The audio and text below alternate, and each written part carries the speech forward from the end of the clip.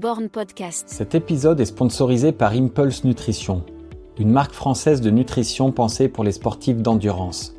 Impulse Nutrition propose une gamme complète pour l'avant, le pendant et l'après-entraînement, mais aussi des compléments alimentaires du quotidien que j'utilise personnellement toute l'année sur les conseils de ma diététicienne.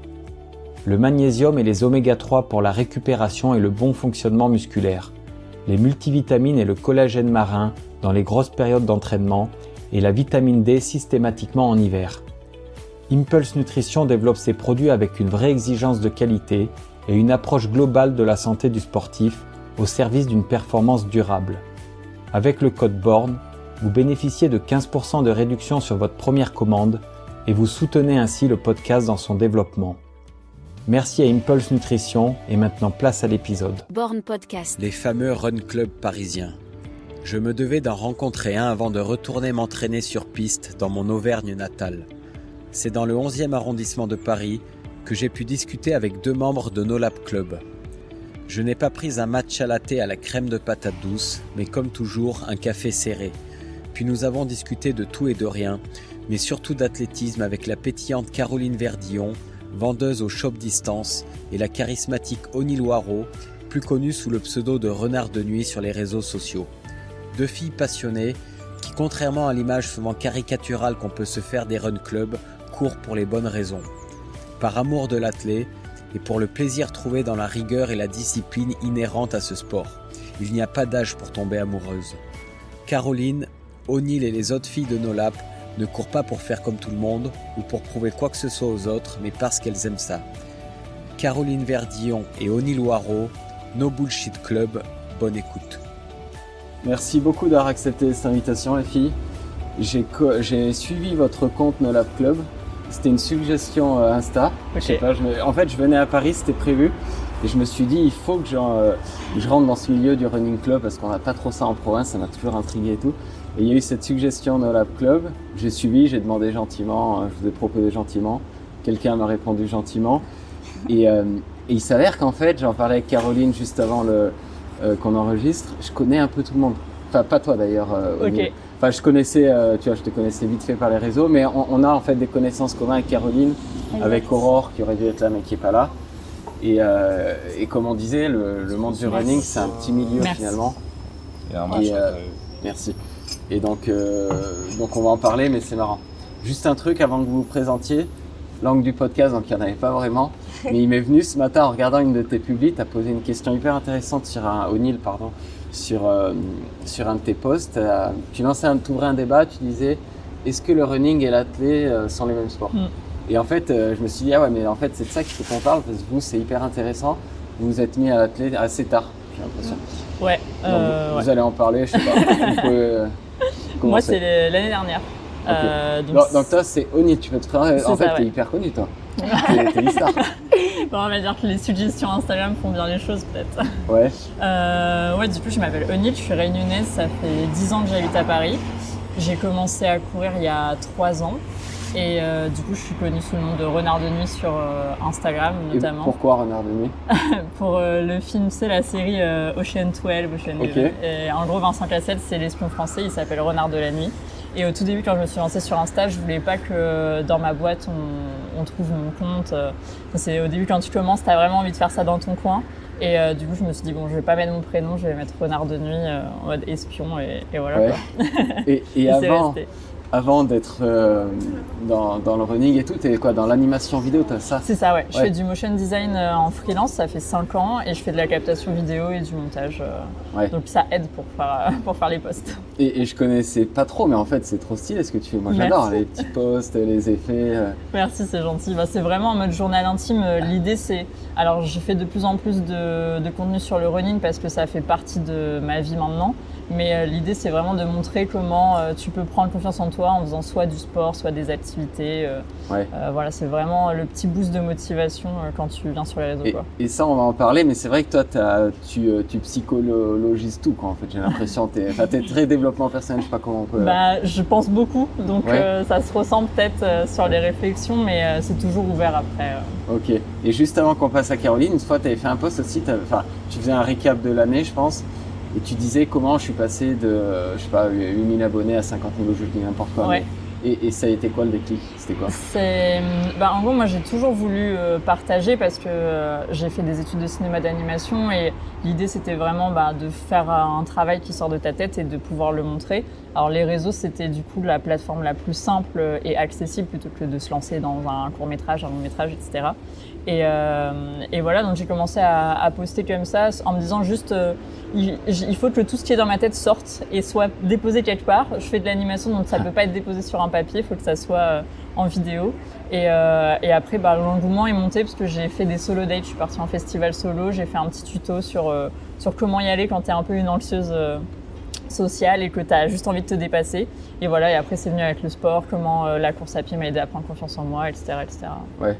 Ok, mais il n'y a pas eu un post vraiment, c'est tout ce truc de solo date. Ouais, en fait c'est monté vraiment avec les solo dates et je pense le contenu, le fait d'avoir une typo rose, d'avoir une DA assez marquée et puis un contenu qui parle et qui est un peu authentique, je pense que je postais au bon moment, peut-être, je sais pas. C'est pas le running qui a tout pimpé? Non, pas du tout. Ouais. Okay. Et solo date, pour résumer, en gros, c'est être seul, quoi. Exactement. Tu te fais un rendez-vous, mais tout seul. Ok. Ouais. Toi, Caroline, en fait, je t'avais entendu dans un podcast dans New Remarks. C'était un peu compliqué de savoir qui était qui parce que moi, j'avais écouté en audio, il y avait une vidéo, du coup, je l'ai regardé vite fait hier.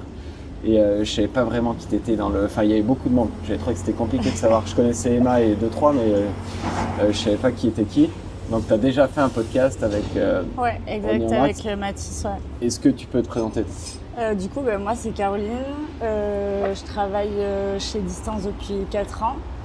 Donc, sur la partie retail de base, donc en magasin, donc conseil, vente, au sein du shop. Et à côté, maintenant, depuis 6 mois à peu près, on développe un peu la partie événementielle au niveau local sur Paris. Donc je m'occupe d'organiser des événements, de ramener un petit peu des coureurs avec une team d'ambassadeurs qu'on a créée du coup avec Distance au niveau de Paris et qu'on a aussi sur Lyon et sur Copenhague. Ouais. Du coup on a plusieurs magasins.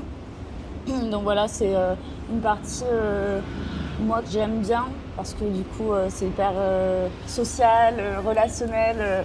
Je kiffe bien et du coup voilà. Donc, et tu disais que tu bossais à l'hôpital aussi, tu fais quoi? Ouais, en fait, de base, je suis infirmière. Ouais. J'ai fait ça pendant 5 ans. Je bossais de nuit dans un hôpital parisien pendant le Covid, donc c'était hyper intense. Et en fait, au bout de 5 ans, j'ai complètement pété les plombs et je me suis dit, vas-y, faut que j'arrête ça parce que c'était trop intense pour moi. Et Distance est arrivé un peu de manière hyper aléatoire. En gros, j'étais cliente au magasin, donc après le Covid, tout a un peu réouvert et tout. Et donc j'ai grave bien matché avec l'énergie de Guillaume, donc, qui est le fondateur de Distance. Guillaume Pontier, ouais. Ouais, Guillaume Pontier. Et de base, j'étais juste une simple cliente, j'achetais mes petites stuff. Mais tu courais déjà du coup? Je courais un petit peu, ouais. Ça faisait 1 an et demi que je courais. Et je préparais un marathon qui a été du coup annulé vu qu'il y avait le Covid. Ok, c'était quoi? C'était Marathon de Paris, qui a été reporté du coup. Ah ouais, il a jamais été annulé, je crois, si? Il n'a pas été annulé, mais reporté. Et tu l'as pas fait la deuxième fois? Je l'ai fait, mais vraiment avec aucune préparation. Genre, j'ai dû mettre 4h30. Donc vraiment, je commençais tout juste la course à pied. Et Guillaume cherchait un peu à féminiser le shop, à trouver une meuf en boutique, quoi. Et parce qu'il y avait une forte demande qui commençait à se faire. Et moi, j'avais envie de changer un peu de voix et j'ai toujours aimé parler avec les gens. Le relationnel, ça m'a toujours beaucoup plu. Et du coup, voilà, je me suis lancée dans l'aventure. Et tu bosses depuis quand, à distance? 4 ans. 4 ans. Et là, tu es plutôt infirmière? Je continue encore un petit peu sur mon temps libre. Ouais. Donc souvent le week-end, je fais ça, mais Distance, c'est vraiment ma plus grosse activité professionnelle en ce moment, quoi. depuis 4 ans. Et par contre, vu ton accent, t'es pas né à Paris, toi? Non, je suis d'Avignon, je suis originaire de Luberon, Ouais. pas loin de où est Romain Legendre, justement, Ok. de Carpentras. Moi, je suis d'un petit village plus dans les terres. Et du coup. C'est une des plus belles régions du monde, Bédouin, Lointou, j'adore. Ouais, c'est pas mal, ouais. De ouf. Alors, par contre, je suis déçu parce que je venais ici pour enregistrer avec des Parisiennes. Il y a une Réunionnaise, une meuf du Vaucluse, et Aurore qui en fait est Elle de est de Lozère. Lozère. Romane, elle est de Bordeaux. Ouais. Il y Et a pas une Parisienne, Alexandra, quoi. ouais, elle est. Alexandra, elle est pas de Paris, non. Non, elle est pas de Paris aussi. De Strasbourg, je crois. Ouais, Ouais. elle est d'Alsace, ouais. Et alors, ce que j'adore aussi, en vous découvrant, en fait, c'est que vous êtes mis à l'athlé tard et à l'athlé le vrai, quoi. Aller charbonner sur piste. J'ai vu que vous aviez fait. Toi, t'as fait ton premier cross. Je sais pas si toi aussi c'était ton premier le week-end dernier. Ouais, non, Caro, c'était ça pas fait son la troisième premier, fois, mais faut remettre quand même les choses dans leur contexte. C'est grâce à Caro, moi, que je fais de l'athlé. Parce que l'année dernière, on s'est croisés, mais vraiment par le plus grand des hasards dans Parce la qu'on rue. ne sait pas trop en vrai. Hein. Ouais, ça faisait on se quelques parlait. mois Ouais, qu'on- c'est ça. Dans le biais des événements distance, en Ouais. gros, ONU commençait à vraiment avoir beaucoup d'engagement sur Instagram. Et du coup, tu avais été invitée pour la Fashion Week pour un Ouais. event Oka. Ouais, Du coup, on a grave matché nos Ouais. énergies. c'est clair. On commençait un peu à s'écrire et tout. Et tu shootais un petit contenu là, Ouais. pas loin de chez moi. Et je lui dis, meuf, si tu as envie de te mettre à l'athlé, là, il y a les interclubs qui arrivent dans 3 mois, 4 mois.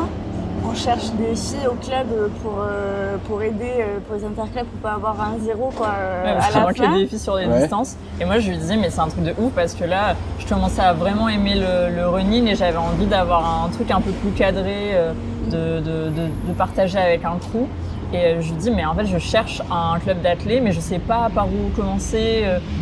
Est-ce qu'il faut que je cherche sur Google? Est-ce qu'il faut que je demande à des gens? Où est-ce que je choisis? Est-ce qu'il faut forcément que j'aille m'entraîner avec le club sur la piste? Sachant que quand tu es dans Paris, c'est toujours un petit peu compliqué de trouver une piste proche de chez toi. Donc il y avait un peu tout ça qui se bousculait. Elle me dit, mais attends, mais viens, fais les interclubs avec nous, tu vas voir, c'est génial. Il manque du coup 2 filles, je crois qu'il manquait une fille sur 800, une fille sur 1005 et une fille sur 3000. Je lui dis, meuf, moi je veux la distance la plus courte. J'aime courir vite, j'aime pas courir longtemps. Et elle me dit ok, j'en ai parlé avec tout le monde qui faisait de l'athlète. Après tout le monde m'a dit 800 c'est la pire distance que tu pouvais choisir. Et c'est marrant parce qu'au final, à l'âge où les gens vont acheter des chiens, toi t'es allé acheter des pointes, quoi. Ouais, exactement. Ça J'avais déjà le chien. Ouais, t'avais déjà le chien.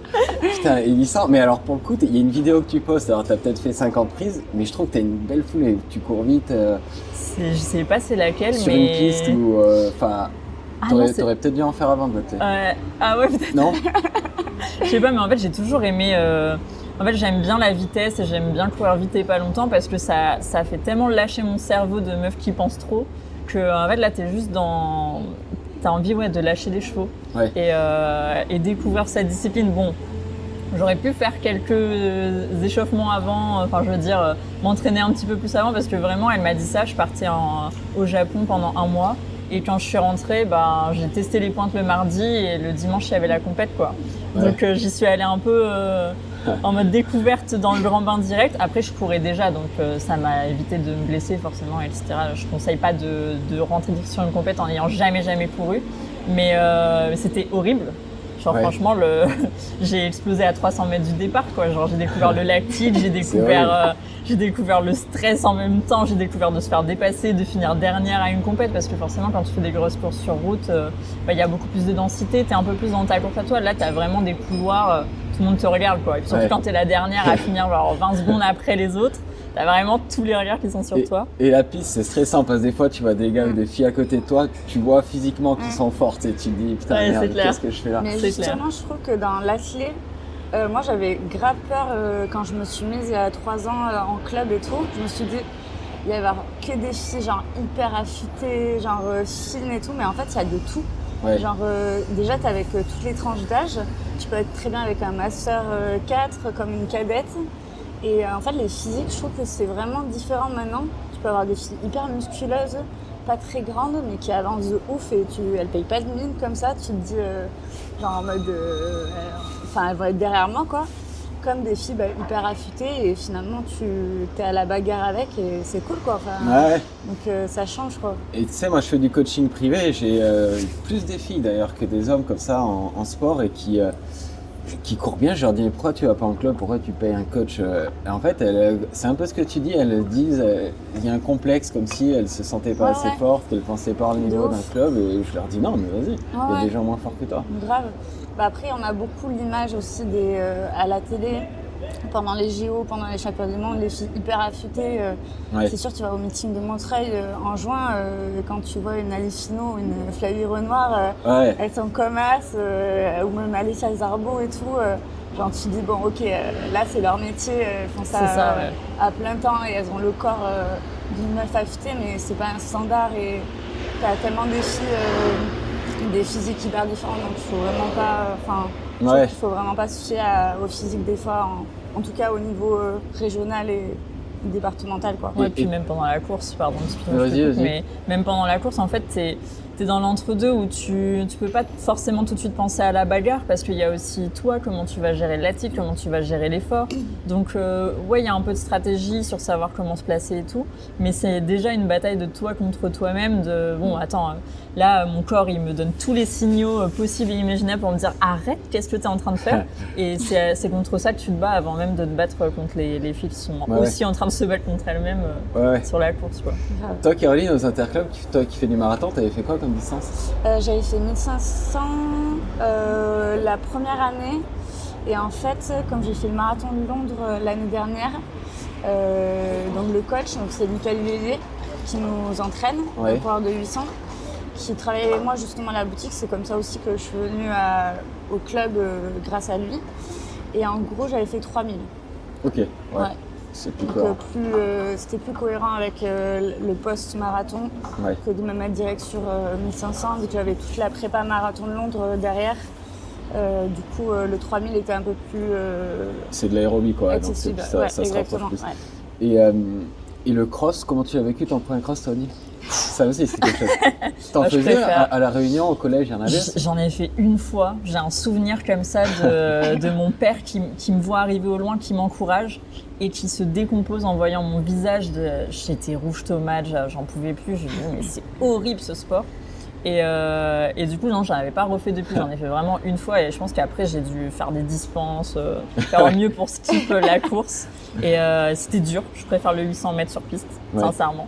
Mais j'ai beaucoup aimé l'ambiance générale. Ça reflète vraiment l'ambiance de l'athlète, je trouve, où tout le monde s'encourage. Tu finis par croiser les mêmes gens que tu as croisés aux inters, tu les croises sur les compètes de cross, etc. Donc il y a un truc où dès que tu es sur la ligne, c'est chacun pour soi et que le meilleur gagne. Mais en dehors, par contre, tout le monde encourage tout le monde et ça, franchement, c'est ouf. Et si j'ai bien suivi, en plus, tu venais de vacances à La Réunion, tu as dû avoir un choc thermique là, le point. Choc thermique, choc psychologique. Mais je suis venue vraiment parce qu'il y avait les filles et qu'on était toutes là de nos laps. On a fait, il y a Aurore et Romy qui ont fait du coup le long, cross long, et ensuite Alex, Caro et moi, on était sur le court. Donc ça aussi, ça aide vachement dans la motivation. Et vous pouvez parler alors de votre club et de votre running club? Le club FFA déjà, c'est quoi? C'est Aulnay-sous-Bois, Dynamic Only Club, donc qui est quand même un bon club de demi-fond. Il y a eu pas mal d'athlètes qui sont passés par là avant, dont Léna Candicinon, Clara Lieberman. La génération un peu actuelle qu'on voit au JO, c'est ces filles-là. Et vous les avez côtoyées un peu? Léna, c'est une copine, parce que du coup, c'est une des meilleures copines de Mika, notre coach. Clara, je l'ai rencontrée quand on avait fait des activations pendant les JO de Paris. Et après, on a un bon pôle de perche aussi à Aulnay. On a eu, il y a très longtemps, des gens qui ont fait les mondes juniors. Donc, il y a un super club formateur. Donc, ça, c'est notre club FFA. Donc, j'ai un peu poussé les filles à s'inscrire pour qu'on puisse faire les compètes ensemble et dans les interclubs, les crosses et tout. Et après, nos laps, du coup, c'est venu d'une envie de... En fait, moi, je m'entraînais beaucoup toute seule. Au tout début quand j'ai commencé la course à pied et l'athlé aussi il y a 3 ans. Aurore m'a un peu rejoint parce qu'on s'est rencontrés dans le cadre de Paris 2024. Elle était sur Paris, du coup on avait des potes en commun. Du coup on a vraiment bien matché aussi au niveau de l'énergie quoi, avec elle. Et en fait, elle m'accompagnait sur le marathon de Londres, sur ma prépa. Et en fait, je savais pas du tout, mais Aurore est grave forte. C'est clair. Elle j'ai est pas vraiment Aurore, très forte. Du coup, j'ai pas regardé ses refs, mais comme elle s'est entraînée un peu avec Jeff Fontier, j'imagine qu'elle court un peu. Et c'est quoi ces distances, Aurore 3000 steeples. Ah, 3000 steeples, Ouais. avec Jeff, Et les ok. crosses. Et les crosses. Ouais. Et elle court encore beaucoup aujourd'hui? Bah en fait, elle avait un peu mis en stand-by un peu la course à pied avant de venir à Paris. Et puis quand on s'est rencontrés, qu'elle a découvert un peu l'univers distance et tout, et que moi j'avais la prépa marathon, elle m'a suivie. Elle voulait vraiment faire du long. Du coup, ça tombait super bien que ça coïncide avec ma prépa marathon. Donc elle m'a beaucoup tiré sur les grosses séances sur la fin de la prépa. Et ensuite, avec O'Neill, je lui avais proposé aussi qu'on s'entraîne ensemble. Et c'est venu aussi d'une envie d'avoir un groupe de filles pour s'entraîner parce que quand tu es dans des running crew au début, c'est cool, il y a ce côté social, tu rencontres des gens, tu fais un peu des footings de temps en temps, mais c'est pas cadré, tu vois, enfin, t'as pas d'entraînement, tu connais pas tes allures, tu fais pas de test VMA. Et avant qu'on parle de tout ça, j'aime bien comprendre la genèse des trucs, moi. D'où vient vraiment qui vient l'idée, d'où vient le nom et qui a fait le logo, comment ça marche, j'aime bien comprendre tout ça.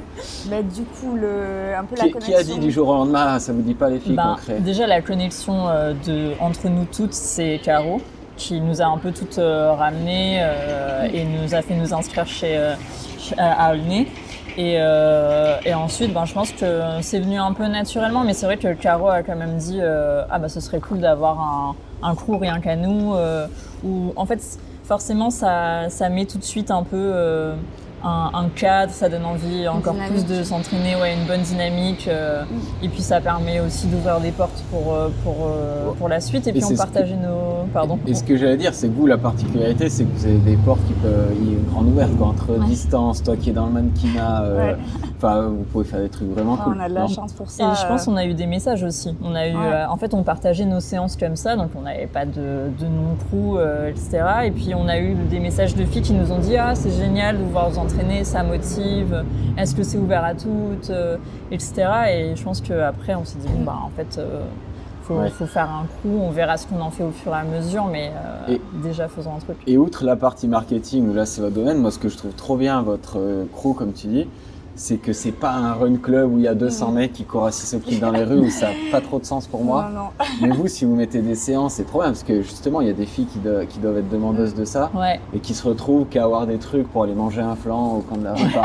Non, mais je pense... il en faut pour tous. Il en faut pour tous, mais je pense qu'il y en a qui s'intéressent pas, je pense. En fait, moi, ce que j'adore dans la clé, c'est justement ça, le côté d'avoir des séances, de respecter des allures, de se dépasser et vraiment d'aller chercher le challenge mental. Et quand tu es en groupe, forcément, c'est beaucoup plus facile parce que déjà, tu as la motivation de retrouver les filles si tu n'as pas la motivation de courir. Et puis, on se pousse. Donc, ça, c'était important de continuer de transmettre ça avec nos labs, du coup. Et pourquoi nos labs? Parce qu'on n'est pas professionnels non plus. Donc, on n'arrivait pas forcément à tout le temps laper nos tours. Moi, je pensais que c'était parce qu'il n'y avait pas de lap auto-cheval. En fait. Non, c'est vraiment genre... l'envie de bien faire, mais pas en étant professionnel, quoi. Pas l'envie de... C'est vraiment montrer qu'on s'entraîne comme des... Parce qu'on s'entraîne pour certaines 10 fois par semaine. 10 fois par semaine? Ouais, 8 à 10 fois par semaine. Ça dépend de la période et des courses qu'on prépare, Et de montrer que c'est possible avec un rythme de vie, une vie professionnelle, une vie active, que c'était possible de s'entraîner comme un athlète de haut niveau, sans forcément avoir la prétention de faire des chronos, de faire des championnats de France ou des compètes un peu relevées. Et donc voilà, moi en plus je suis très matrixée par les athlètes de haut niveau, genre je regarde de ouf, genre les Kelly Hawkinson, leur groupe M11 et tout là, je suis à fond dans ça et en fait je trouve ça trop cool qu'il y ait ce groupe, cette cohésion, même au Kenya tu vois, genre les filles qui s'entraînent tout le temps ensemble, les séances que... Enfin, moi, ça me tu vois, et ma mère, elle me disait de toi que t'adorais courir et tout. Elle m'a dit, elle adore courir. Et tu vois, ça se voit dans tes yeux que t'aimes profondément ça. Vraiment l'entraînement, moi, ça me fait de ouf. Et jeune, tu faisais quoi comme sport? La natation. En fait, j'ai toujours été un peu dans le sport. Mon père était président de mon club, donc ça a toujours été un peu un truc de famille. Et je faisais des compétitions, je m'entraînais, je partais en stage. Et dans l'athlé, j'ai retrouvé un peu ce truc où je pars en stage, je suis partie à Font-Romeu, tu vois, une semaine il y a 2 ans avec le club de Farouk, avec Antam Alric, Julien Rebec, enfin vraiment des gars qui courent, même Eugénie Laurin, tu vois, qui est une très bonne athlète. Et en fait, j'avais trop peur, c'est comme avec Nolab, tu vois, de partir dans un truc d'athlé ou de me dire je vais être trop nulle, mais en fait, tout le monde a la même passion et c'est trop cool et personne te juge et c'est ça que j'aime dans l'athlé et je pense que les filles l'ont aussi capté. Et juste, vous n'avez pas répondu, pardon, pour le logo, qui est-ce qui a dessiné? Ça, c'est toi. Et ça représente quoi? Une fleur ou quoi? Ou pas du tout? Écoute, c'est devenu une fleur, mais c'est écrit Nolab tout autour en fait. C'est d'un point central qui est pas hyper droit, donc ça peut faire penser à une piste, ça fait penser au tour de piste. Et surtout la cohésion d'équipe, je pense, le fait qu'on soit tout ensemble autour de l'athlé, quoi. Il est beau le logo. Juste avant qu'on parle vraiment de séance et tout, toi, comme je disais, il y a une grosse part de psychologie dans ton truc. Est-ce que l'athlé, tu parles souvent de confiance en toi et tout? Ouais. Pourquoi l'athlé, ça t'amène de la confiance en toi? T'en manquais? En fait, oui, alors clairement, je pense que quand tu es une femme et que tu te lances, que ça soit dans un projet où tu montes ton image ou un projet pro, ou même en étant réunionnaise, en venant à Paris, il faut un peu confiance, en soi pour s'inscrire à un club en disant peut-être que je serai la plus nulle du club, il faut un peu confiance en soi pour un peu tout. Et du coup, l'athlé, ça l'a amené très rapidement parce que sur 800 mètres, j'arrive très très vite à ce moment où j'ai mon corps qui lâche et c'est le mental qui doit reprendre. Et le sport en général, ça fait ça et c'est génial, mais sur des distances plus longues, où c'est plus d'endurance, ça met plus de temps à arriver. Et moi, j'aime vraiment ce combat contre moi-même. En fait, je me dis à chaque séance qui est finie, même sans avoir tenu forcément les allures, sans avoir forcément, entre guillemets, fait une bonne séance. En fait, je parle même pas de bonne ou mauvaise séance parce que j'y suis allée et que je me suis donné au max à ce moment-là. Et à la fin, je me dis, en fait, c'est bon, j'ai un petit point de confiance en plus parce que j'ai dit que j'allais le faire et je l'ai fait vis-à-vis de moi-même, quoi. Est-ce que ça aurait été le contraire si t'avais été nulle? Je suis nulle, en vrai. Non. Franchement, sur les inters, j'étais la dernière sur le premier, l'avant-dernière sur le deuxième. Et c'est pas grave parce que j'ai kiffé et qu'en vrai, j'ai commencé il y a 1 an. Et je te dis, c'est vraiment un truc où je suis, moi, assez détachée de la perf, assez détachée des chronos. C'est toujours intéressant d'avoir sa VMA pour travailler, etc. Mais en vrai, moi, que je fasse un bon temps ou pas un bon temps vis-à-vis de ce qui était prévu, franchement, je suis allée sur le départ et j'ai donné tout ce que je pouvais, donc c'est le principal. Ouais, mais après, avec le niveau, peut-être pas, parce que quand tu vas faire une prépa marathon, que tu vas t'engager sur 3 mois, tu n'auras pas envie de foirer. Pas pour une histoire de confiance. Déjà, marathon, je dirais pas. Moi, je suis la meuf du groupe qui est en mode no-go les longues distances. Un semi à la limite, mais tu me verras plus sur un 10K. Mais oui, c'est sûr. Après, tu peux avoir de la déception, mais c'est aussi important de vivre avec tes émotions, d'accepter ta déception et après de repartir, tu vois. C'est plus ça. Et regarde, je vais prendre mon cas personnel. Moi, je suis le contraire de toi. Moi, on m'a toujours dit, les profs et tout, que j'avais trop confiance en moi. Demain, je pars sur une course, je suis blessé, je suis malade, mais comme d'hab, trop confiance, je vais partir trop vite. Et tu vois comment les gens qui ont confiance en eux, c'est une qualité ou c'est un défaut? En vrai, c'est assez drôle parce que moi, je cherche à avoir plus confiance en moi dans tout ce que je fais dans la vie. Mais ça m'a pas empêché d'arriver au premier tour des inters en me disant il y a peut-être un monde, en fait, je suis trop forte et je vais arriver première, deuxième, troisième, tu vois. Donc c'est un peu une dualité, mais je pense que si tu as confiance en toi et que ça t'emmène loin, sans tomber dans la blessure, sans tomber dans l'excès, go, hein, franchement. C'est pas moi qui vais te retirer ça. Caroline, tu rigolais quand elle disait qu'elle ferait jamais de marathon. Tu sais très bien qu'elle va finir par en faire, c'est pour ça? Ouais, je pense. Un jour. On va l'amener sur le marathon. Ouais, bien sûr. Et donc là, comment vous faites vos séances? Toi, t'es pas en prépa marathon, non, c'est une fille de votre groupe. C'est remis, ouais. Comment vous faites? Vous faites quand même les séances ensemble, là Là, on a quand même des objectifs un peu différents. Donc, Romane, elle est plutôt sur marathon. Elle fait Séville le 15 février. Et après, nous, on essaie de quand même se rejoindre assez régulièrement, au moins une fois par semaine avec le coach. Genre là, cette semaine, on a fait la PPG ensemble. Mais ça dépend en fait des dispos qu'on a. Aurore, c'est vrai qu'on a plus de facilité à se rejoindre parce qu'on s'entraîne super tôt, on s'entraîne à 7h du matin ou sinon après le taf. Des fois même on fait du bi-quotidien, quoi. Mais ouais, on essaye un max de se retrouver parce que c'est vraiment ça aussi qui nous plaît, en fait, se retrouver tout ensemble et de s'entraîner. Donc, Ouais, puis on cale si on a des séances pistes, même si on ne fait Ouais. pas les mêmes allures, qu'on n'a Ouais. pas la même séance. Et puis c'est drôle parce qu'on est 6 dans le groupe et tu vois, par exemple, moi je suis avec Alex qui est aussi sur du court. Elle prépare plus du 400 mètres, voire 800. Donc en fait, on a à peu près les mêmes allures, à peu près les mêmes séances.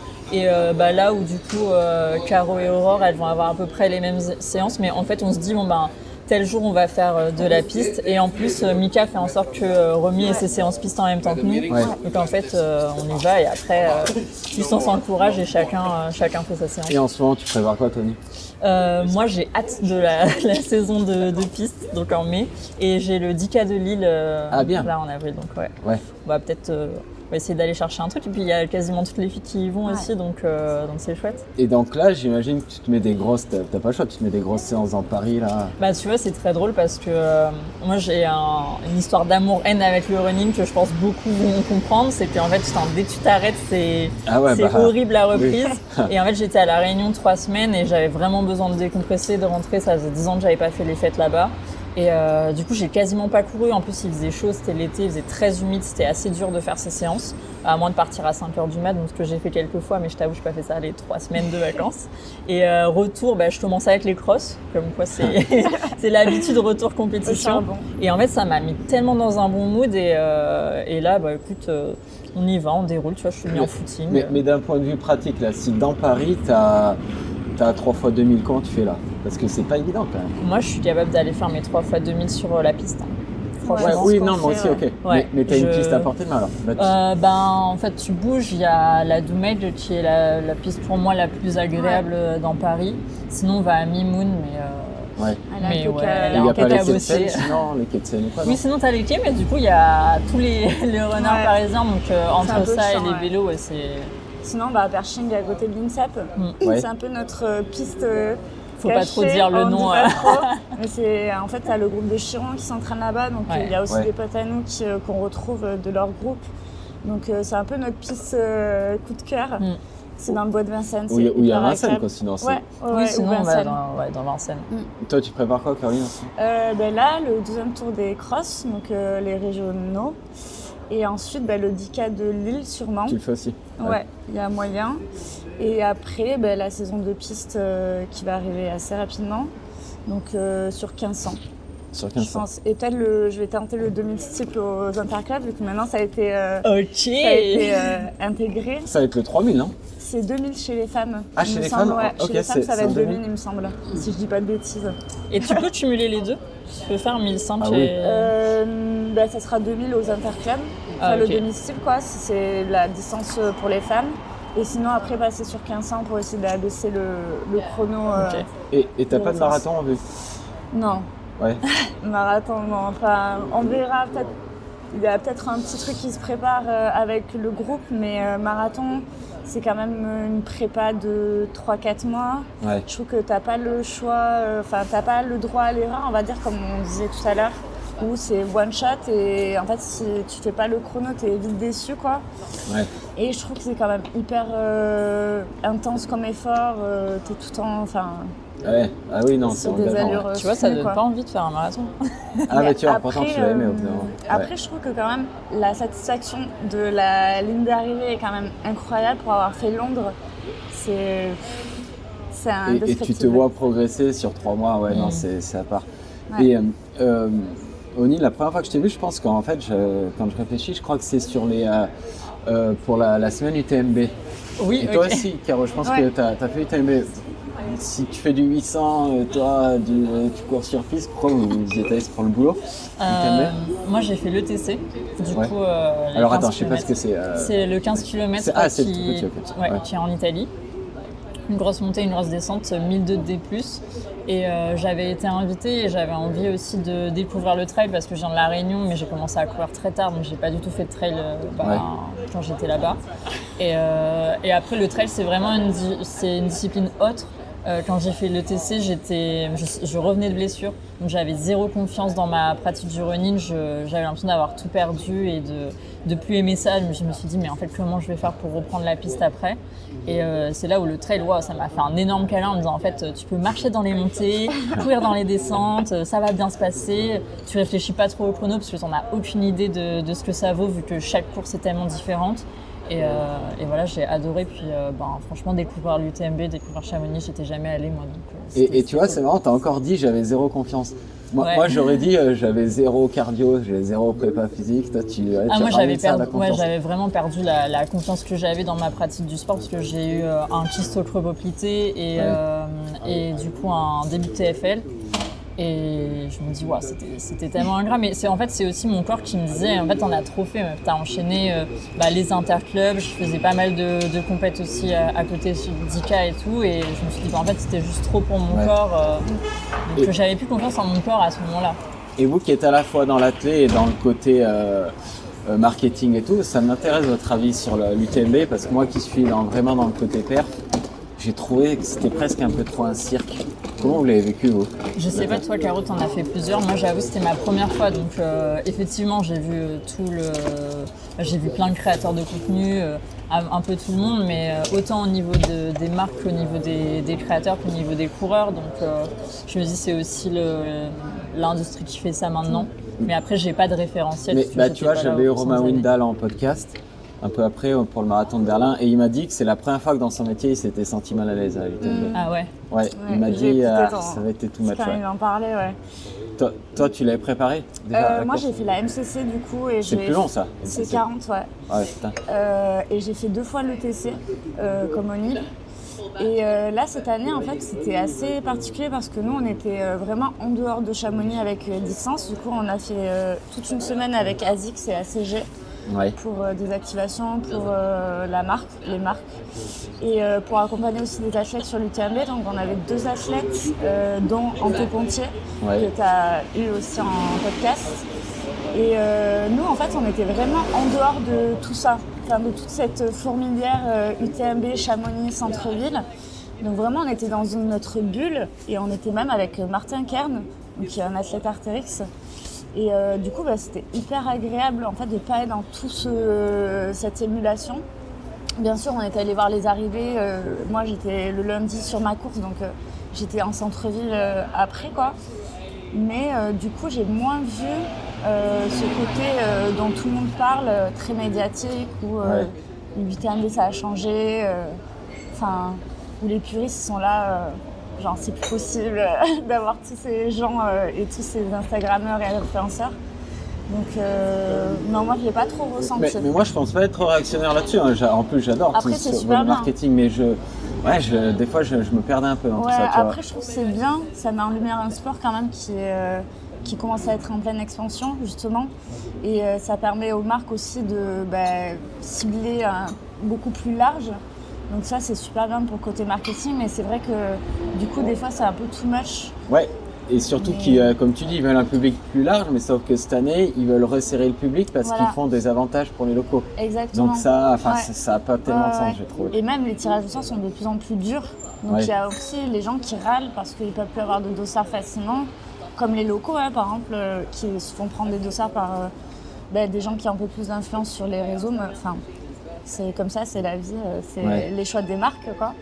Mais moi, je ne l'ai pas trop ressenti cette année, puisqu'on était vraiment dans notre bulle avec distance. On avait notre chalet aux Ouches, c'était génial. Et on était avec nos athlètes en petit comité, quoi. Donc, c'était cool. Tu peux expliquer un peu comment ça se passe, un peu les backstage des activations, comme ça? Parce que tu vois, à Valence, j'avais contacté un super athlète là, qui court le marathon en 2,06 et tout.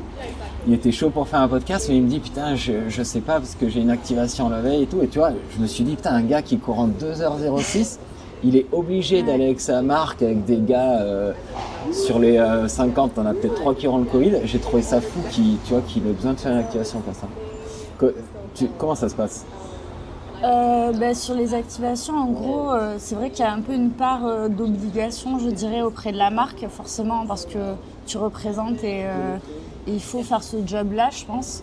Après, nous, par exemple, sur l'UTMB ou sur d'autres courses comme par exemple sur route, nous, on essaie avec nos athlètes, en tout cas, on essaie de vraiment les coucouner, Ouais. qu'ils soient vraiment dans les meilleures conditions. Genre, Anto, quand il fait 44e à l'UTMB, on l'a laissé vraiment tranquille. Genre, je sais pas, on avait un truc avec Nike où ils ont présenté l'aéroloft. Tu sais, c'est Oui, le haut tout troué là que les athlètes avaient sur la Hard Rock, je crois, ou la Oui. Western. Et donc lui, par exemple, il n'a pas du tout participé à ça. Il est arrivé super tard à Chamonix pour rester vraiment chez lui à Annecy pour vraiment se reposer un maximum. Et même, tu vois, on avait un shooting avec Morten.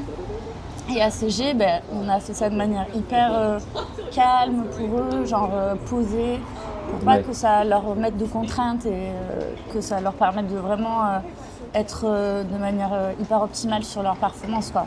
Ouais. Donc nous, on essaie d'avoir... En fait, comme on connaît ce que c'est de côtoyer des athlètes de haut niveau, Guillaume, lui, ça fait des années qu'il voit ces gens-là et tout. Je pense qu'on a aussi cette sensibilité et du coup, Ouais. on arrive à avoir ce recul sur ça, quoi. Parce que d'une, ça peut nuire à la perf, et de deux, t'en as qui aiment pas ça. Anto Ouais. Conquier, je suis pas sûr qu'il aime ça, par exemple. Ouais, Anto, il est vraiment, c'est un peu un sauvage, genre il aime pas Ouais. trop tout ça, je pense. Et du coup, ouais, je pense que ça lui va bien. Et puis d'être aussi dans un cadre hyper familial, qu'on nous connaît tous. Anto, des fois, je vais chez lui à Annecy, Ouais. il est dans un cadre hyper favorable, quoi. Et toi, O'Neill, on te sollicite pourquoi comme ça pour les marques UTMB? Comment te contacte une marque? Qu'est-ce qu'elle attend de toi? Ça marche comment? Il y a deux solutions. Soit elle t'invite à un événement auquel elle a des dossards ou voilà, il y a de la place et elle estime que ton profil va bien et avec l'event et avec la marque et que c'est aussi bénéfique pour la marque de t'avoir pour en parler à ta communauté. Aujourd'hui, t'es étiquetée influenceuse running ou pas? Pour les marques? Je dirais entre deux. Ouais. Ouais. Je pense que j'ai une partie lifestyle, une partie running. Mais l'avantage, c'est que dès qu'on commence à m'étiqueter un peu trop, je change de truc parce que Ouais. en fait, pendant très longtemps, en partageant sur les réseaux, tout le monde m'a dit mais en fait, ça reste très petit parce que t'as pas ta niche, tu montres trop de choses différentes. Moi, je me suis dit mais en fait, je suis pas une seule chose. J'aime bien faire plein de choses et ce que j'aime, c'est le challenge. Donc voilà, mais je pense que maintenant elles ont à peu près compris. C'est plus dès que ça va un peu chercher dans le challenge dépassement de soi, elles m'invitent. Ouais. Mais voilà, et après sinon elles ont besoin parfois de mettre en avant un produit particulier, une sortie, quelque chose comme ça. Et donc là aussi elles vont te donner un brief un peu plus précis sur la nouvelle paire à sortir, les nouveaux vêtements, etc. Il y avait un truc super beau que t'avais fait. Ça devait être pour les shoes gravel de Salomon. Ouais. J'ai trouvé ça beau ta vidéo parce que tu vois, c'est pas des fois le mec qui ouvre la boîte, qui sort une chaussure, c'est mal fait. Ah merci, c'est gentil. C'est beau comme t'as fait le truc. Pour moi c'est important, je suis pas une boutique. J'ai Ouais. pas envie de dire aux gens allez acheter ça, c'est le truc qu'il vous faut, ça va changer votre vie. C'est plutôt moi comment le produit dans mon quotidien m'a aidé, m'a donné un peu plus de confort, un peu esthétique, etc. Donc ça va plus être mon approche par rapport à l'objet que juste de le vendre. Ouais. Mais quand par exemple tu vas sur l'UTMB, tu travailles quand même sur facture ou non? T'as un dossard? Là, c'était juste une invitation. En gros, j'ai fait toute la semaine à l'UTMB parce que j'avais eu du coup le dossard pour le TC, mais j'étais avec TRC aussi, le média. Ouais. Et du coup, on avait pas mal d'événements avec différentes marques pour TRC. Et du coup, j'y suis allée un peu en mode insider pour faire les interviews, etc. Et c'est pour ça que j'ai pu rester vraiment toute la semaine. Mais sinon, j'avais juste le dossard Ouais. du coup, c'était avec Compressport. Parce que le truc, c'est que c'est un peu obscur tout ça, le côté off des influenceurs. Ouais, Mais c'est bien beau d'avoir 200 paires de chaussures, mais au bout d'un moment, il faut vivre, quoi. ouais, c'est clair. Faut gagner de l'argent. Non, enfin, Ouais, non, c'est clair. Moi, j'ai l'avantage, c'est que je suis freelance aussi à côté, donc j'accepte vraiment que des choses qui me font plaisir et qui sont importantes dans mon quotidien et que j'ai vraiment envie de faire. Après, oui, forcément, avec les marques, parfois tu démarches, tu prévois des budgets. Tu dis voilà, en fait, à partir du moment où c'est imposé de faire par exemple une vidéo ou un post, là oui, forcément on va parler de rémunération. Généralement dans l'influence, tu as un kit média avec du coup tes statistiques, tes forfaits, ouais. ce que tu peux proposer, et donc tu l'envoies aux marques et après c'est de la négociation, quoi. Moi j'aime bien, c'est côté marketing, stratégie. Et l'animation, tu bosses pour des marques de running ou pas du tout? T'es dans le cinéma? Non, alors je fais Je fais pas du tout de cinéma, je bosse avec des marques, soit pour de l'animation de logo, l'habillage pour les réseaux sociaux. J'ai bossé pas mal avec des médias, donc j'ai fait tout leur habillage pour les réseaux sociaux après. D'accord. Ouais. Donc, j'aimerais bien, en vrai, mon rêve ultime, ce serait de faire une vidéo pour une marque de running, ce serait vraiment cool. Mais là, par exemple, comme je disais, les gravels de Salomon, là, c'était un poste rémunéré. Ouais, une collaboration commerciale, mais du coup, pas sur la partie freelance, vraiment sur la partie influence. En tant que créatrice de contenu, on m'a dit voilà, il y a la paire gravel, qu'est-ce que tu peux nous dire sur cette paire et qu'est-ce que tu peux partager à ta communauté, comment tu veux le sortir. Et moi, j'ai proposé de faire un Reels là-dessus. Et ils ont dû aimer, non? Ils ont adoré, cool. La team Salomon est très cool, le gros bisou à Célia d'ailleurs. C'est en regardant là ton Insta, j'avais pas vu, mais je me suis dit, c'est trop cool. Merci, c'est gentil. Et toi, Caroline, on peut parler un peu de marathon? Moi, c'est ce que j'aime. Donc, t'as le truc de Londres, t'as la veste de Londres. T'en as fait qu'un?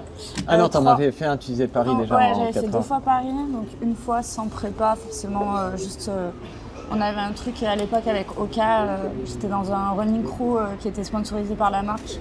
C'était quoi à l'époque le running crew? C'était Power Up. C'est un crew qui est avec Oka et Satisfy. Donc moi, c'est là où j'ai commencé vraiment le running, c'est avec ce running crew. Et du coup, on avait la possibilité d'avoir un dossard, donc j'ai accepté. Et comment t'étais tombée là-dedans avant d'être dans le running? Je préparais du coup mon premier marathon, je m'entraînais seule. Et du coup, toujours cette envie de m'entraîner avec des gens. Et du coup, j'ai écrit sur Instagram à ce groupe. Ils ont gentiment accepté de m'accueillir. Et du coup, après, j'ai passé 4 ans avec eux. Et après, j'ai mis un terme à la collaboration parce que je préparais plus des choses sur piste où j'étais avec le club d'athlètes. Donc, les entraînements coïncidaient plus trop avec ce que je préparais. Après, j'ai fait Paris une deuxième fois où j'ai fait 3h42. Donc vraiment, j'ai passé un gros cap, 4h30, 3h42. Donc j'étais vraiment contente. Là, t'avais fait une prépa, Là, j'avais fait une bonne prépa. Et là, Londres, j'y suis allée en mode prépa piste, prépa marathon. Donc j'ai un peu matché les deux. Enfin, Mika m'a aidé à matcher les deux. En tout cas, ça fitait bien dans l'entraînement. Et t'avais eu le dossard au tirage au sort, là? Non, c'était grâce à Jolie Foulée avec New Balance. Ah ouais, là, j'avais beaucoup de chance. Franchement, c'était top. Donc, on avait été super bien reçus, genre hospitality, tous les events qui vont autour. Donc, c'était trop cool. Et on avait aussi fait un pop-up à Londres avec Distance. Donc, ça m'a permis aussi de bosser un petit peu et de m'imprégner dans la culture londonienne. Là, ça devait être bien, par contre. Donc là, c'était vraiment cool. Et du coup, j'avais fait 3h32. Ouais, c'est ce que à Londres. Ouais. Et que t'as vécu comment, là? C'était dur? Trop bien. Ouais. Quand les athlètes ils parlent de flow et c'est tout. Cette année, il a fait un peu chaud là, je crois, non? Ouais, il a fait 2025. une vingtaine de degrés, mais c'était hyper agréable. En plus, c'est ce que je sais plus avec qui j'en parlais hier, mais c'était incroyable parce que cette année à Londres, enfin du coup 2025, en fait, il y a eu une grosse énergie de ouf à Londres parce qu'il y avait Alexis, le triathlète, qui faisait son premier marathon. Il y avait Kipchoge qui était là.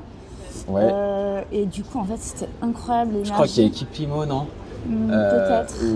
Ouais, je sais plus. Mais en tout cas, c'était deux grosses stars. Ouais. Et en fait, à Londres, en fait, tu fais un aller-retour après Tower Bridge, genre après le semi. Donc tu vois les premiers, limite les top 20, passer devant toi. Donc toi, tu les voyais. Ouais. Et donc Londres, c'était incroyable. Et en plus, il y a un peu le truc de charity, je crois, à Londres. Oui. Donc en fait, il y a beaucoup de trucs associatifs qui est mis en avant. Et en fait, l'énergie, elle est incroyable.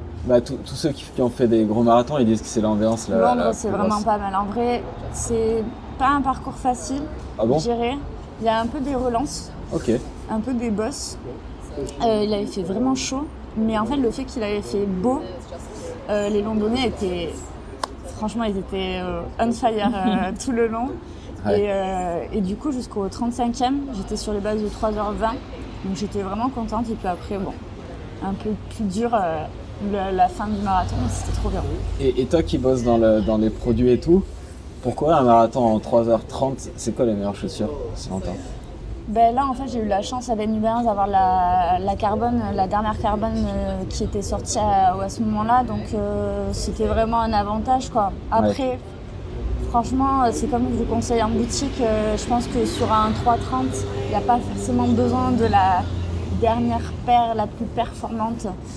Parce que de toute manière, ça va pas t'apporter plus que ça, à part la légèreté de la mousse. Mais si et le demain il faut renvoi. payer ta chaussure pour un marathon, t'achètes quoi? Pour un 3h30, franchement, une paire avec une plaque nylon, je trouve que ça suffit largement comparé au carbone. Ouais. Après, moi, là, en ce moment, j'aime bien la Adios Pro 4. Je la trouve incroyable. Mais je pense qu'il n'y a pas de nécessité de forcément aller sur du carbone pour un 3h30.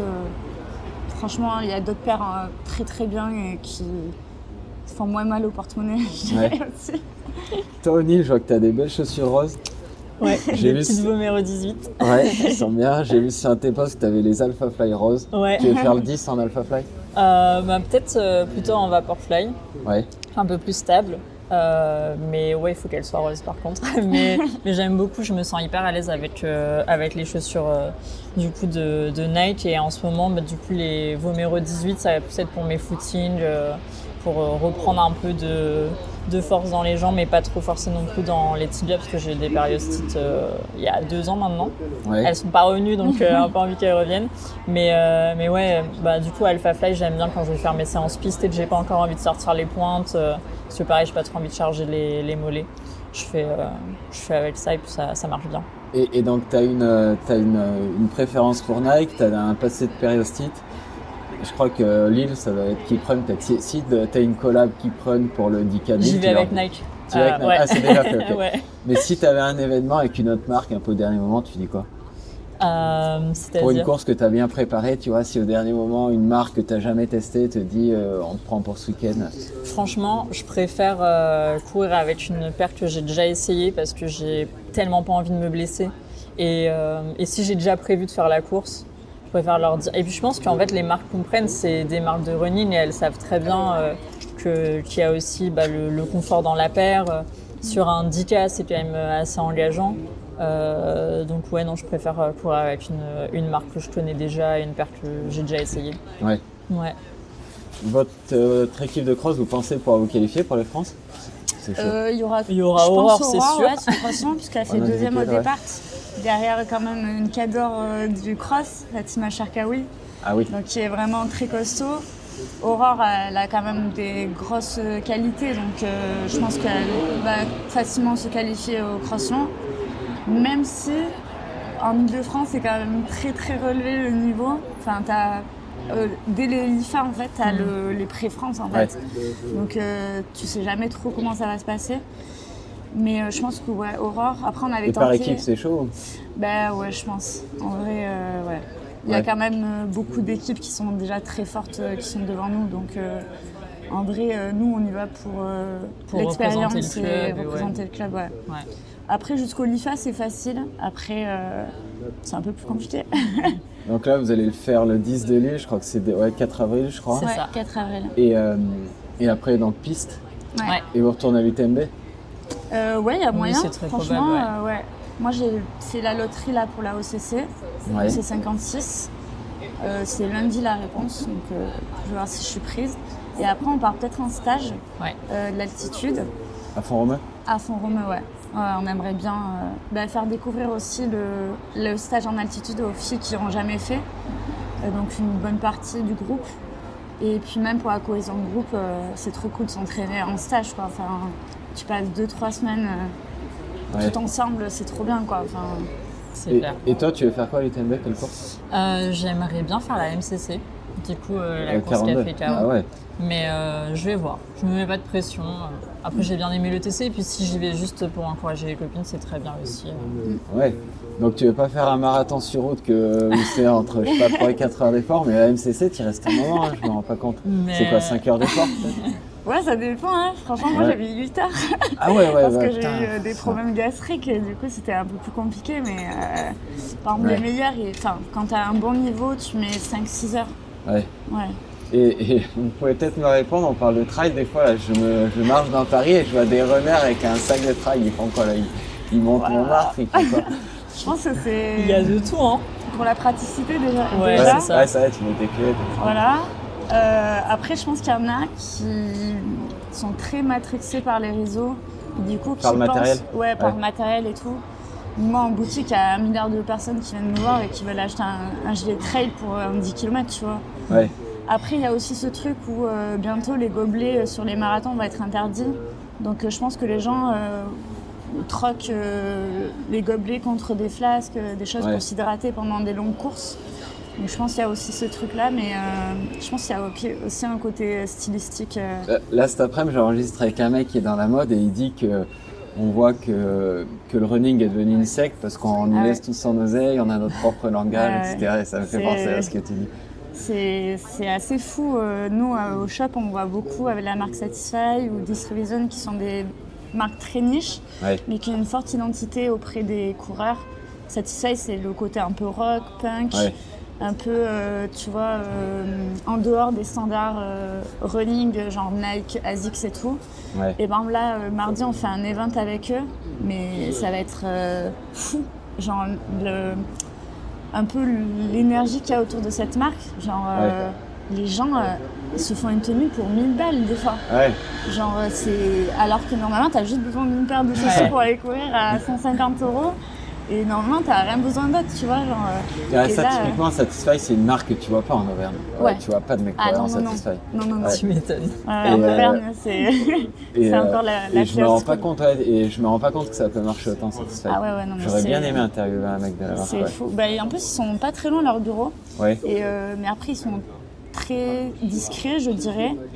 Donc, ils font leur petit truc. Et c'est des marques qui marchent, ça. Oui. Nous, si on n'a pas Satisfy au magasin, les journées, elles sont bien calmes en ce moment.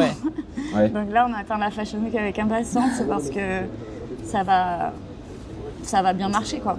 Mais tu vois, pour reparler confiance, en fait, c'est ce que tu portes, c'est un peu ta première enveloppe, ta couche entre toi et le monde extérieur. Donc, il y a quand même un truc de t'as envie d'appartenir à l'identité de la marque, t'as envie de te sentir bien dans tes vêtements et ouais, je pense que ça joue aussi sur tes perfs un petit peu, tu vois, d'avoir quelque chose que t'aimes porter où tu te sens bien, ça apporte un petit truc. Et pourtant, tu vois, dans l'athlé, quand t'es au cross, genre la moitié des personnes, ils ont pas des tenues comme... Enfin, nous, on est un peu des ovnis, je pense, pour les gens sur les crosses, justement. Parce qu'on arrive full équipé, les dernières pointes de cross, machin. Alors que t'as des gens, ils ont juste le maillot du club et une pointe de cross qui a 10 ans, tu vois. Donc nous, on est un peu des amis, je pense. Et puis on arrive avec un caméraman, genre en mode...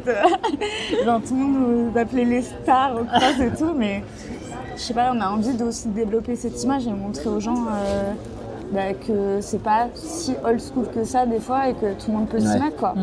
Mais moi, j'aime bien le matos et tout quand même, c'est vrai. Et des fois, quand j'ai une perte de motif, tu vois, dans l'entraînement, j'achète une nouvelle paire de chaussures, tu vois. Et du coup, j'ai envie de la mettre pour aller courir et c'est un peu le déclic pour retourner au charbon. C'est vrai que ça donne une petite motivation en plus, Et Farouk, si t'as écouté le podcast, c'est marrant ce qu'il me disait. Comme je voulais faire la séance avec lui, il m'a dit ouais, tu verras, on va courir à la Tour Eiffel. Mais il m'a dit, je te préviens, c'est pas comme en province, c'est pas le même contexte. J'ai été écouté. Et je lui dis, mais pourquoi tu dis ça? Ça reste du sport. Il me dit, non, sur la piste, c'est Émile-Antoine, donc faut slalomer les Instagrammeurs, les influenceurs, il y a du monde. Et la fois où j'y suis allé, c'est vrai qu'il y avait pas trop de gens qui prenaient des vidéos. Mais c'est vrai que tu slalomes, c'est pas du tout pareil. T'as des gens couloir 1 qui courent avec le casque. Nous, sur nos pistes, ils se font insulter. C'est pas possible.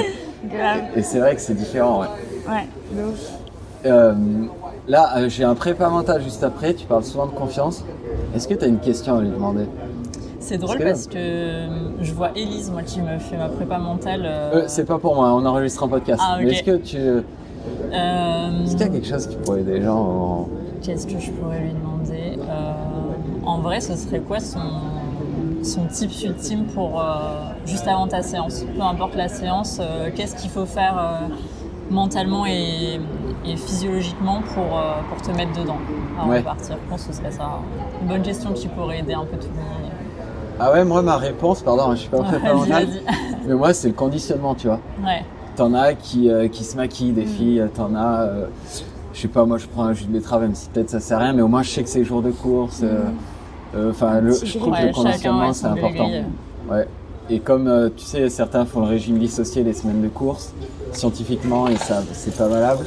Mais au moins tu sais, t'es conditionné, tu sais que c'est la semaine de course et tout. Ouais, des petites routines en fait. Des routines, Et j'entendais de son gars, tu sais, qui parlait de... je vais pas le dire aussi bien que lui, il parlait en prépa mentale justement de...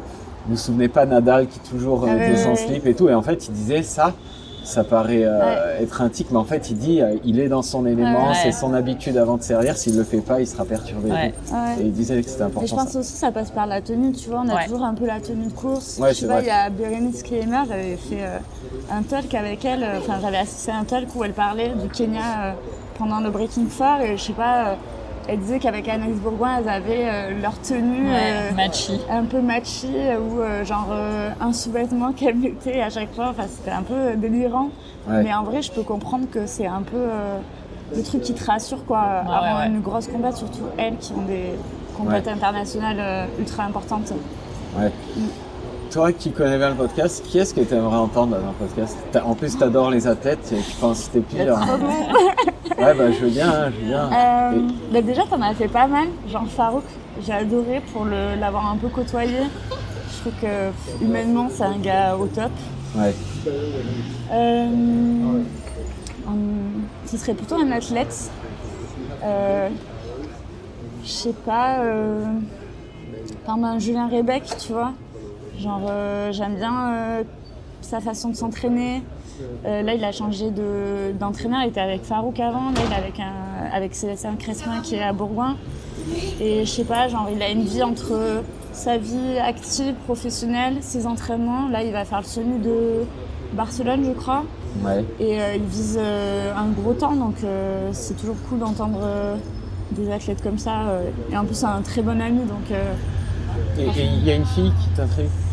Ben, franchement, la meuf qui me ferait kiffer, ça serait Kelly Watkinson. En vrai, c'est quand même une pointure. Et après, au niveau français... Moi, je dirais Anaïs Bourgoin, c'est une copine. Elle est tellement intéressante et son parcours est assez fou parce qu'elle est policière. Elle travaille encore, je crois, non? Non, là, ça y est, elle a arrêté. Elle est full-time, si je dis pas de bêtises, full-time dans l'athlé. Mais elle a travaillé jusqu'à tard et c'est assez fou de voir son parcours et sa vision de l'athlétisme. Donc, ça va être trop intéressant. Oui, c'est une pause de 800 quand même. Ouais. Et toi, est-ce qu'il y a une influenceuse ou un influenceur qui t'influence? Ouais, il y en a quelques-uns quand même, qui sont devenus des amis. Et ceux où vraiment tu aimes le travail, la forme? Alors, est-ce que je pourrais citer... j'aime bien Théo Fourneau parce que j'aime beaucoup sa manière de voir le running. Ah, je l'avais interviewé à Berlin, je savais pas qui c'était. Ouais, il était par terre. J'ai accueilli ça. Mais qui a co-créé les Food Runners Club, du coup. Le club qui est devenu énorme, mais parce qu'il est hyper bienveillant, totalement en dehors de la performance. J'aime vraiment beaucoup sa vision du running, parce que souvent c'est une dualité, t'es entre la perf et le plaisir. T'as envie de prendre du plaisir, mais au final tu t'envoies quand même des grosses séances. Donc lui, je trouve qu'il parle bien de ça. Ouais. Ok. Franchement, c'était cool les filles. J'ai adoré. Merci pour l'invitation. Et je vous remercie. Vous avez rien à ajouter? Suivez nos Lab Club. Ouais, Lab Club.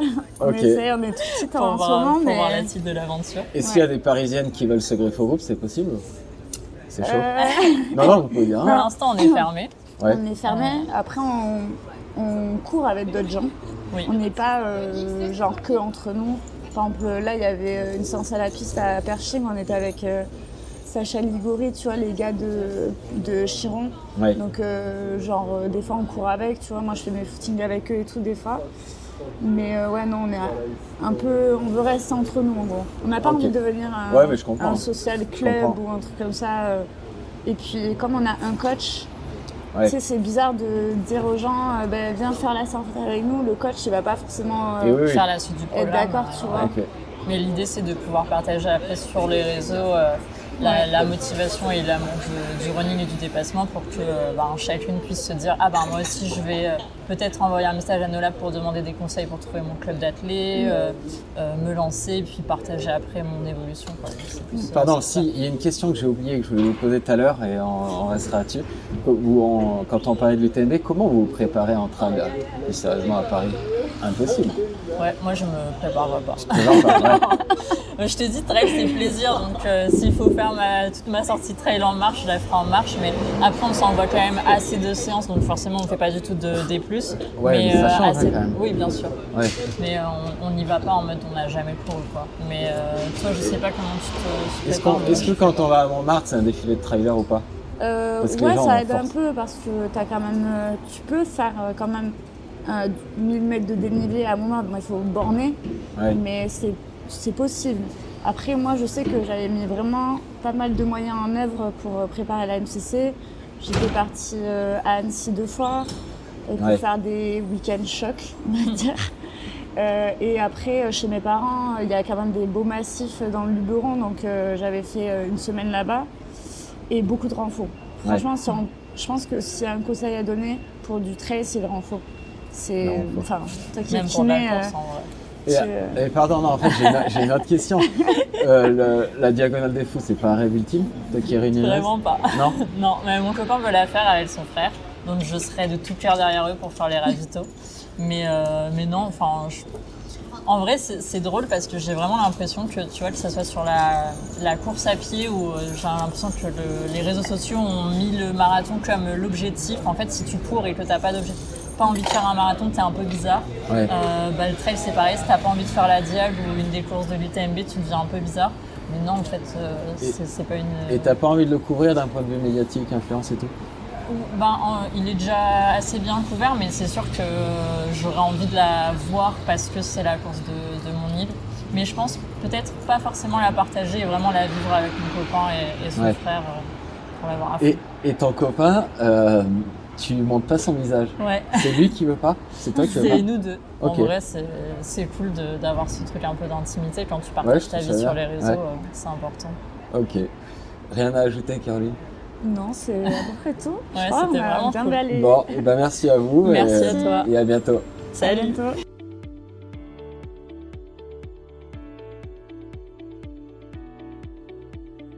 Merci d'avoir écouté cet épisode jusqu'à la fin. Merci à Impulse Nutrition de soutenir le podcast. Pensez à utiliser le code BORN pour bénéficier de 15% lors de votre première commande. Et n'oubliez pas de vous abonner à la chaîne pour ne manquer aucun épisode. À bientôt sur Born Podcast.